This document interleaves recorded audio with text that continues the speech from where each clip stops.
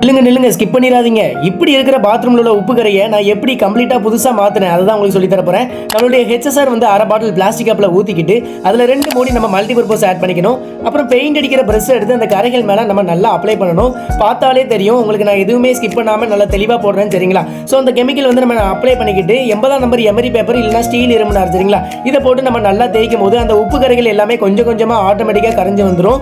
So இது வந்து கொஞ்சம் ஸ்டெயின் அதிகமா இருந்துச்சுன்னா நம்ம அந்த தச்சர் வச்சிருப்பாங்கல்ல அந்த ஊழியை வச்சு நம்ம லைட்டா சொரண்டிக்கிட்டோம்னு வச்சுக்கோங்களேன். இருக்கிற சின்ன சின்ன கரைகளும் அந்த ஸ்டோன் மாதிரி இருக்கிற கரைகளும் கம்ப்ளீட்டா கரைஞ்சி வந்துடும் பார்த்துக்கோங்க. இந்த கெமிக்கல் வந்து எல்லா இடத்துலையும் நம்ம தமிழ்நாடா இருந்தாலும் சரி அதர் ஸ்டேட்டா இருந்தாலும் சரி எல்லா இடத்துலையுமே நம்ம சேல்ஸ் பண்ணிக்கிட்டு இருக்கோம். ஸோ ஒரு செட்டு வந்து பார்த்தீங்கன்னா 360 ரூபா நம்ம தமிழ்நாடு பிரைஸ், அதாவது கொரியர் சார்ஜ் எல்லாமே சேர்த்து வருது. அதர் ஸ்டேட்னா 460 ரூபா கொரியர் சார்ஜ் எல்லாமே சேர்த்து வருது. ஸோ உங்களுக்கு இந்த கெமிக்கல் உங்களுக்கு வேணும்னா மறக்காம இந்த நம்பர்ல எனக்கு வாட்ஸ்அப்ல மெசேஜ் பண்ணுங்க. ஸோ பார்த்தீங்கனாலே தெரியும் எப்படி இருந்த டைல்ஸ் எவ்வளோக்குள்ள நல்லா புது நிலைமைக்கு நல்லா பளிச்சுன்னு ஆயிட்டு பார்த்தீங்களா.